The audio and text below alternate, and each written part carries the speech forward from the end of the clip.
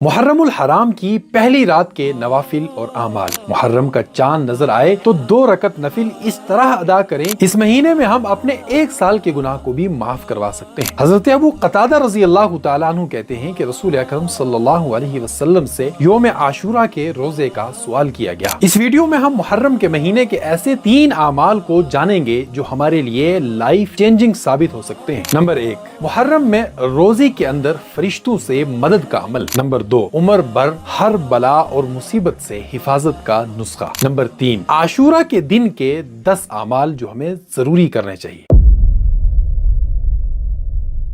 Month of محرم ایک عظیم الشان اور مبارک مہینہ ہے۔ شہر اللہ یعنی اللہ کا مہینہ کہہ کر اس کے شرف کو بیان کیا گیا ہے۔ یاد رکھیں اس مہینے کے دوران نیک اعمال زیادہ سے زیادہ کرنے چاہیے، خاص طور پر نفلی روزے زیادہ رکھنے چاہیے، کیونکہ رسول اکرم صلی اللہ علیہ وسلم کا ارشاد گرامی ہے، رمضان کے بعد سب سے افضل روزے ماہ محرم کے روزے ہیں، جو کہ اللہ کا مہینہ ہے، اور فرض نمازوں کے بعد سب سے افضل نماز رات کی نماز ہے۔ خاص طور پر یوم عاشورہ یعنی 10ویں محرم کا روزہ رکھنا چاہیے۔ حضرت ابن عباس رضی اللہ تعالی عنہما کہتے ہیں، میں نے رسول اکرم صلی اللہ علیہ وسلم کو کبھی نہیں دیکھا کہ آپ کسی بھی دن کو دوسرے دنوں پر فوقیت دیتے ہوئے اس کے روزے کا قصد کرتے ہوں، سوائے یوم عاشورہ کے اور سوائے ماہ رمضان کے۔ یعنی آپ صلی اللہ علیہ وسلم رمضان المبارک کے علاوہ باقی دنوں میں سے یوم عاشورہ کے روزے کا جس قدر اہتمام فرماتے اتنا کسی اور دن کا نہیں فرماتے تھے۔ اس مہینے میں ہم اپنے 1 سال کے گناہ کو بھی معاف کروا سکتے ہیں۔ حضرت ابو قتادہ رضی اللہ تعالیٰ عنہ کہتے ہیں کہ رسول اکرم صلی اللہ علیہ وسلم سے یوم عاشورہ کے روزے کا سوال کیا گیا تو آپ نے فرمایا پچھلے 1 سال کے گناہ کو مٹا دیتا ہے۔ محرم الحرام کی پہلی رات کے نوافل اور اعمال۔ محرم کا چاند نظر آئے تو 2 رکعت نفل اس طرح ادا کریں کہ ہر رکعت میں سورہ فاتحہ کے بعد 11 مرتبہ سورہ اخلاص پڑھیں۔ سلام کے بعد یہ پڑھیے، سبوح قدوس ربنا ورب الملائکۃ والروح، تو وہ شخص بے پناہ اجر عظیم کا مستحق قرار پائے گا۔ ایک اور نماز جو حضرت سید خواجہ معین الدین چشتی اجمیری علیہ الرحمہ کے اوراد میں لکھی ہے، وہ بھی 2 رکعت نفل ہے۔ اس کی ہر رکعت میں سورہ فاتحہ کے بعد 1 بار سورہ یاسین شریف پڑھنا ہے۔ دوسری روایتوں میں 6 نفل کا بھی ذکر موجود ہے۔ ان کی ہر رکعت میں سورہ فاتحہ کے بعد 10 مرتبہ سورہ اخلاص پڑھیں۔ اس نماز کے پڑھنے والے کو اللہ تعالی جنت میں 2000 محل عطا فرمائیں گے، اور ہر محل میں 1000 دروازے یاقوت کے ہوں گے، اور ہر دروازے پر ایک تخت زبرجد یعنی سبز کا ہوگا۔ اس تخت پر ایک حور بیٹھی ہوگی، اور اس کے علاوہ 6000 بلائیں اس نمازی سے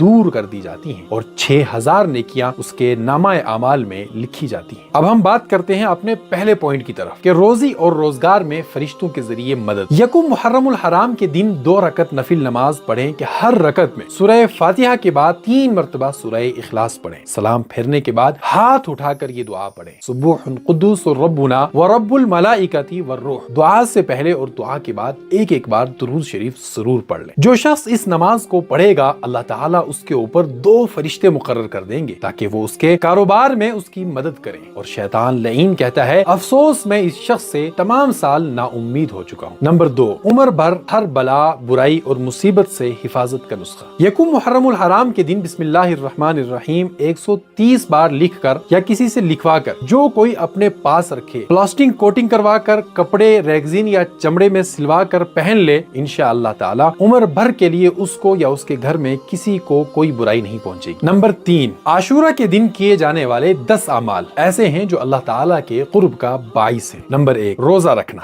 نمبر 2، نفلی عبادت کرنا۔ نمبر 3، یتیم کے سر پر ہاتھ رکھنا۔ نمبر 4، توبہ و استغفار کرنا۔ نمبر 5، غسل کرنا۔ نمبر 6، سرما لگانا۔ نمبر 7، بیمار کی بیمار پرسی کرنا۔ نمبر 8، پیاسے کو پانی پلانا۔ نمبر 9، صدقہ و خیرات کرنا۔ نمبر 10، دسترخوان کو کشادہ کرنا۔ یوم عاشورہ کی نفلی عبادات۔ جس طرح عاشورہ کا دن ہمارے لیے معتبر اور محترم ہے، اسی لحاظ سے اس دن کا ہم پر یہ حق ہے کہ اس کو نہایت ادب و احترام سے حالت روزہ اور زیادہ سے زیادہ قیام و سجود میں گزارے۔ حضرت خواجہ معین الدین چشتی علیہ الرحمہ محرم الحرام کے معمولات کا تذکرہ کرتے ہوئے فرماتے ہیں جو کوئی محرم الحرام کی پہلی شب کو 6 رکعت نماز اس طرح پڑھے کہ ہر رکعت میں 1 مرتبہ سورہ فاتحہ اور 10 مرتبہ سورہ اخلاص پڑھے تو بے پناہ اجر و ثواب عطا ہوگا۔ عاشورہ کے دن 4 رکعت اس طرح کہ ہر رکعت میں سورہ فاتحہ 1 مرتبہ، سورہ اخلاص 50 مرتبہ پڑھیں تو اللہ تعالیٰ اس کے ماضی و مستقبل کے 50 سالہ گناہ کو معاف فرمائیں گے اور جنت میں اس کے لیے 1000 نورانی محل بنا دیں گے۔ جو کوئی عاشورہ کے روز 4 رکعت نماز اس طرح پڑھے کہ ہر رکعت میں سورہ فاتحہ کے بعد 11 مرتبہ سورہ اخلاص پڑھے اور سلام کے بعد کثرت سے یہ دعائیں پڑھے جو بھی وہ اپنے اللہ سے مانگنا چاہے تو اللہ تعالیٰ اس کے 50 برس پہلے اور 50 برس بعد کے گناہ معاف فرما دیتا ہے اور اس کے لیے 1000 نورانی ممبر بناتا ہے۔ عاشورہ کی رات 2 رکعت نفل قبر کی روشنی کے لیے پڑھے جاتے ہیں۔ ہر رکعت میں سورہ فاتحہ کے بعد